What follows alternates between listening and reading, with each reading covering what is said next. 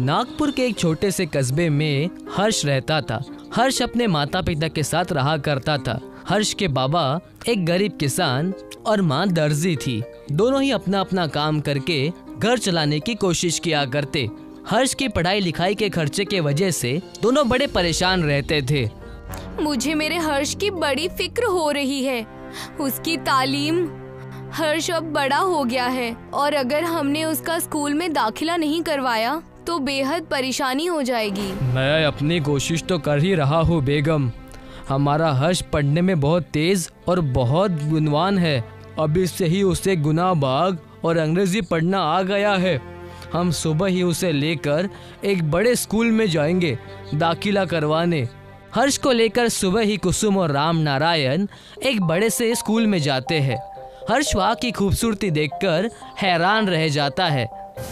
माँ, क्या मैं इस स्कूल में पढ़ूंगा?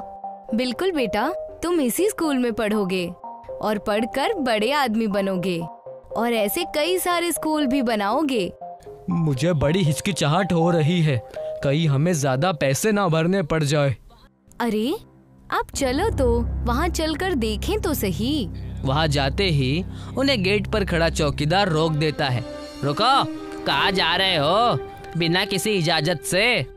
वो दरअसल मैं अपने बच्चे का इस स्कूल में दाखिला करवाने आया हूँ। दाखिला, और वो भी यहाँ? लगता है तुम औकात भूल रहे हो अपनी। यहाँ सिर्फ अमीरों के बेटे आते हैं और तुम्हें देखकर लग रहा है कि तुम कहीं कचरा साफ करते हो। ये तुम कैसी बात कर रहे हो?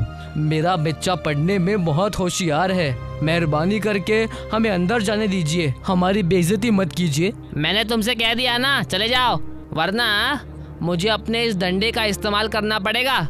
चौकीदार उन्हें वहाँ से डांट कर भगा ही रहा था कि उस स्कूल के मास्टर वहाँ आ जाते हैं और राम नारायण और उसके परिवार का हाल देखकर कहने लगते हैं, चौकीदार, मैंने तुम्हें कितनी बार कहा है, लोगों से इस तरह की बातें मत किया करो। चलो जाओ और अपना काम करो, मैं इन्हें देख लूंगा। आप सब मेरे साथ ही प्रिंसिपल के ऑफिस में आइए। और सब मिलकर प्रिंसिपल के ऑफिस में चले जाते हैं। जी मैम, ये हमारे स्कूल में अपने बच्चे का दाखिला करवाने आए हैं, इसीलिए मैं इन्हें अंदर ले आया। बच्चा बड़ा होशियार और काबिल है। कहिए, क्या बात है? आपको हमारे स्कूल का नाम पता है? ये महात्मा गांधी स्कूल है। ये बहुत बड़ा कॉन्वेंट स्कूल है। अंग्रेजों के तौर तरीके सिखाते हैं हम यहाँ पर बच्चों को, ताकि उनमें डिसिप्लिन रहे। हम अपने बच्चे के अंदर यही सारे गुण चाहते हैं और इसीलिए हम जितना चाहे उतना पैसा देने के लिए तैयार है। राम नारायण के इतना कहने से प्रिंसिपल और उस मास्टर की आंखें लालच से चमक जाती है। तब मास्टर ने उस प्रिंसिपल मैडम से चुप कर से कहा, ये गरीब भले हैं, लेकिन इनकी लाचारी का हम पूरा फायदा उठा सकते हैं। अपने बच्चे को पढ़ाने के लिए ये पूरे पैसे दे देंगे। अगर आप कहे तो इनसे 2 गुने पैसे ज्यादा ले लूं। ये भी कोई कहने की बात है? उनके यहाँ से पैसे आएंगे तभी तो हमारे बच्चे और खानदान खुशी से रहेंगे। जितना लूट सकते हो लूट लो। हमारे विद्यालय में 25,000 में दाखिला होता है। मैं इन्हें 50,000 कहूँगा, आप हाँ कर देना। अब राम नारायण, तुम 50,000 रुपए लाकर दे दो और अपने बच्चे का स्कूल में दाखिला करा दो। मालिक, इतने पैसे मैं कहाँ से लाऊंगा? क्या मुझे थोड़ा सा वक्त मिल सकता है क्या? देखो, अगर अपने बच्चे के भविष्य की सुरक्षा चाहते हो तो दाखिला लो, वरना हमारा वक्त बर्बाद मत करो। दफा हो जाओ, जब पैसे हो जाए ना तब आना। राम नारायण, कुसुम और हर्ष वहाँ से उदास होकर घर चले जाते हैं। पिताजी, मेरी उम्र के सारे बच्चे स्कूल जाने लगे हैं, अच्छी अच्छी टिफिन लेकर। मैं कब जाऊंगा? तुम जरूर जाओगे बेटा, बस थोड़ा सा इंतजार करो। मुझे हर्ष की बड़ी फिक्र हो रही है। 50,000 रुपए हम कहाँ से लाएंगे? अपने बच्चे को पढ़ाने के लिए मैं कुछ भी कर सकता हूँ। क्यों ना हम चलकर गांव में रामू काका की मदद लें। गांव में सबसे पुराने और पढ़े लिखे वही हैं, वो हमारी मदद जरूर करेंगे। राम नारायण और कुसुम रामू काका के घर जाते हैं और उन्हें सारी तकलीफ बताते हैं। तब रामू काका उनसे कहते हैं, तुम अपने बच्चे को हमारे गांव के विद्यालय में क्यों नहीं डाल देते? हमारे गांव के स्कूल में? हमारे गांव में स्कूल है कहाँ? गांव में कोई अच्छी पढ़ाई नहीं करवा सकता, इसीलिए तो उन्हें दूसरे कस्बे या शहर के स्कूल में डाला जाता है। तुम दोनों मेरे साथ आओ, मैं तुम्हें अपने कस्बे में ही कुछ दिखाता हूँ। रामू काका उन्हें जंगल के रास्ते से एक गुफा की तरफ ले जाते हैं और कहते हैं, इस गुफा में जाओ, तुम्हें सब पता चल जाएगा। जैसे ही राम नारायण और कुसुम उस गुफा में जाते हैं, किसी और दुनिया में ही पहुंच जाते हैं और उनके सामने एक बड़ी सी पाठशाला नजर आती है जो पूरी सोने की होती है। उस स्कूल में सोने की घंटी होती है, सोने का ब्लैक बोर्ड, सोने का बेंच जिस पर सारे बच्चे पढ़ाई कर रहे होते हैं। ये सारी चीजें देखकर कुसुम और राम नारायण हैरान हो जाते हैं और रामू काका से पूछते हैं, ये सब कैसे हो सकता है? हमारे कस्बे में सोने की विद्यालय कैसे हो सकती है और ये गुप्त क्यों है? तब जाकर रामू काका उन्हें सब बताते हैं। अंग्रेजों के डर के वजह से ये स्कूल हमारे पूर्वजों ने यहाँ बनाया था ताकि हमारे संस्कार और विचार ना बदले। मेरे पिताजी इस विद्यालय के शिक्षक थे। एक दिन उन्हें अंग्रेजों ने पकड़ लिया। तुम दो खबरी के लोग हमारे जैसे स्कूल खोल रहे हो, तुम्हें तो मैं छोड़ूंगा नहीं। लेकिन हमने पूरे नागपुर कस्बे में जितना सोना है तुम हमें ला कर दो। निकलना चाहते हो? ये मैं हरगिज नहीं होने दूंगा। तुम हमसे चाहते क्या हो? हम क्या करें? पूरे नागपुर कस्बे में जितना सोना है तुम हमें ला कर दो और अपनी एक गंदी सी स्कूल बंद करके यहाँ से दफा हो जाओ। मैं इन्हें ये सोना हरगिज नहीं दूंगा।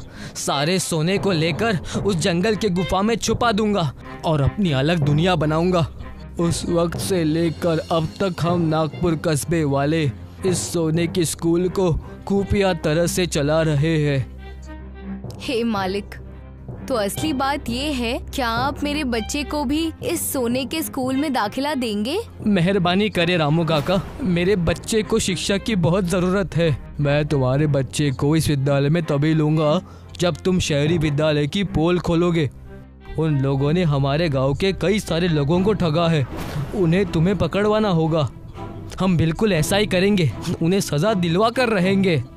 इसके लिए हमें एक सबूत देना होगा। तुम उसकी फिक्र मत करो, जितने पैसे उन्होंने मंगवाए हैं उतने पैसे लेकर जाओ। मैं पीछे से पुलिस को लेकर आऊंगा, तब उन्हें रंगे हाथों पकड़ लेंगे। कुसुम और राम नारायण ने ऐसा ही किया। वो पैसे लेकर उस महंगे स्कूल में चले गए और तब राम नारायण ने प्रिंसिपल से कहा, जी ये लीजिए आपके पूरे पैसे, पूरे 50,000 रुपए है। हाँ हाँ, लाओ लाओ। ये तो मुझे पहले से ही पता था कि तुम अपने बच्चे को हमारे पास ही पढ़ाओगे। इतना अच्छा स्कूल जो है और कहाँ सोने की पाठशाला में पढ़ता। लाओ, मुझे पैसे दो। जैसे ही राम नारायण ने पैसे प्रिंसिपल को दिए, पैसे हाथ से लेते ही उस कमरे में पुलिस वाले घुस गए और उन्हें रंगे हाथों पकड़ लिया। हम तुम्हें हवालात में अच्छी पढ़ाई पढ़ाएंगे। मैं और मेरे शौहर मेहनत करके दिन रात लोगों के घरों का काम करके अपने बच्चे को पढ़ाना चाहते थे, और तुम हो कि तुम्हें शर्म ही नहीं है। प्रिंसिपल और मास्टर दोनों रंगे हाथों पकड़े गए और इसी तरह हर्ष अपने सोने के पाठशाला में अपनी पढ़ाई पूरी करने लगा। ये चतुर्वेदी खानदान है।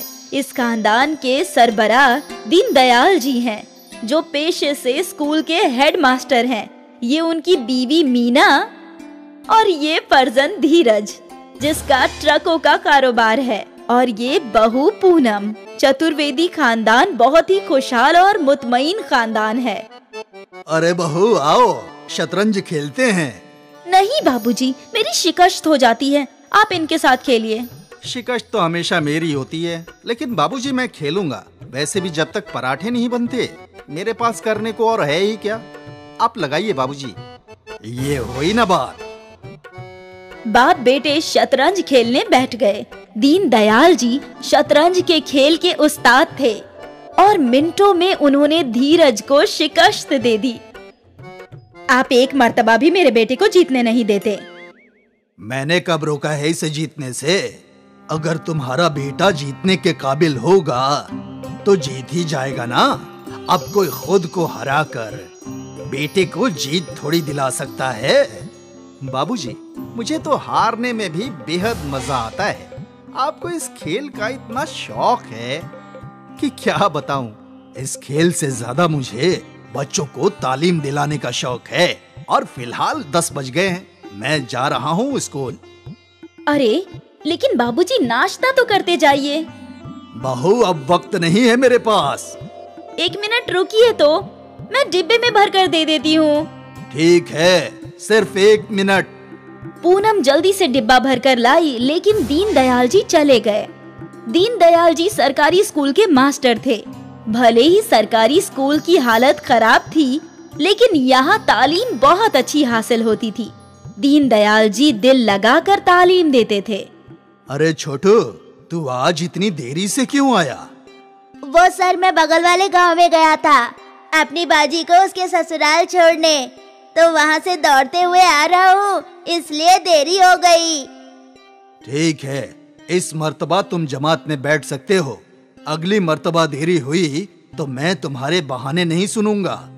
ठीक है। दीनदयाल जी तालीम को बेहद संजीदगी से लेते थे। उनका यकीन था कि स्कूल में गुजारा गया हर पल बेहद जरूरी होता है।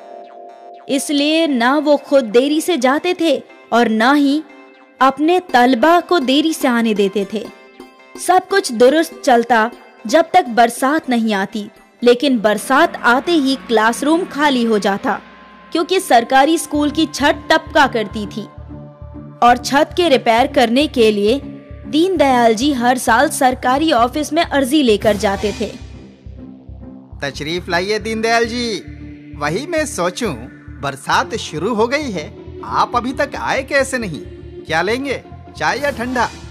आप सिर्फ हमारे स्कूल की छत मरम्मत करवा दीजिए, बाकी मैं कुछ नहीं लूंगा। ऐसा है ना दीनदयाल जी, मैं आपकी अर्जी हर साल आगे भेज देता हूँ, लेकिन जनाब वजीर आपकी इस अर्जी के लिए फंड की मंजूरी नहीं दे रहे। अब इसमें मैं क्या कर सकता हूँ? फिर मुझे क्या करना चाहिए? आप एक मर्तबा जाकर वजीर तालीम से मुलाकात कीजिए, मुमकिन है आपका काम हो जाए। ठीक है, तो मैं ये अर्जी उन्हें ही दूंगा।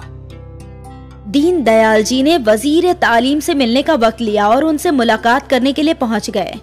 जनाब, मैं सरकारी स्कूल का मास्टर हूँ। हमारे स्कूल की छत पिछले 4 सालों से टपक रही है। हर साल मैं सरकारी दफ्तर के चक्कर लगाता हूँ।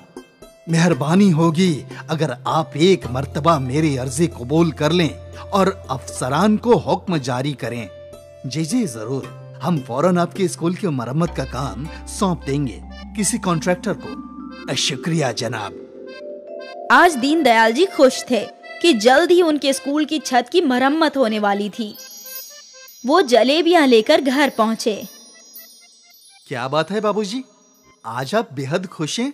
खुशी की बात ही है, आज मैं वजीर तालीम से मिलकर आया हूँ। उन्होंने मेरी अर्जी कबूल कर ली है।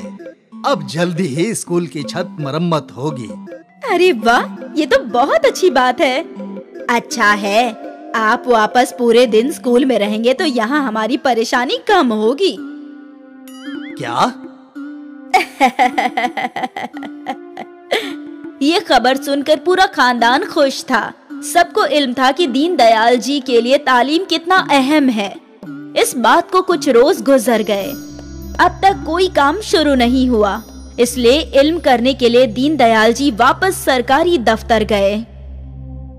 क्या हुआ दीनदयाल जी, आज आप वापस यहाँ?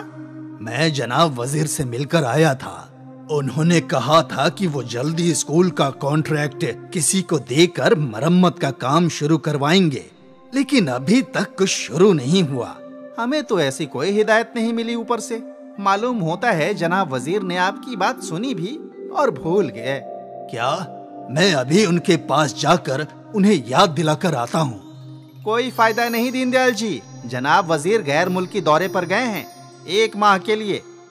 1 माह? बाप रे, तब तक स्कूल बंद रखना पड़ेगा। और कोई रास्ता भी नहीं है।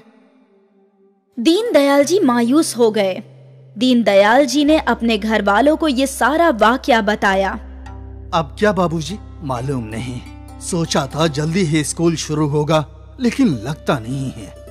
दीनदयाल जी का मायूस चेहरा देखकर धीरज और पूनम को बहुत बुरा लग रहा था। वो दोनों उनकी मदद करना चाहते थे। बाबूजी, आप किसी और जगह क्लास चला नहीं सकते क्या? लेकिन कहाँ? इतनी बड़ी जगह कहाँ है इस गांव में? हमारा घर भी इतना बड़ा नहीं है। धीरज सोच ही रहा था कि उसे ट्रक के कंटेनर का ख्याल आया। बाबूजी, ट्रक के कंटेनर में क्लास चलाएं तो? ये कैसे मुमकिन है? आपने ट्रक के कंटेनर में दफ्तर देखे होंगे, तो क्लास चलाना भी मुमकिन है। जब तक स्कूल की मरम्मत नहीं हो जाती है, कम से कम बच्चे तालीम हासिल कर पाएंगे। क्या ये मुमकिन है? यकीनन। अगले रोज धीरज अपना ट्रक गांव के अंदर ले आया। इस ट्रक पर एक कंटेनर था। धीरज ने कंटेनर के अंदर ब्लैक बोर्ड लगवाया और लाइट और पंखे भी, और एक ही रोज के अंदर बड़ा सा ट्रक स्कूल तैयार हो गया। लीजिए बाबूजी, आपका ट्रक स्कूल तैयार है।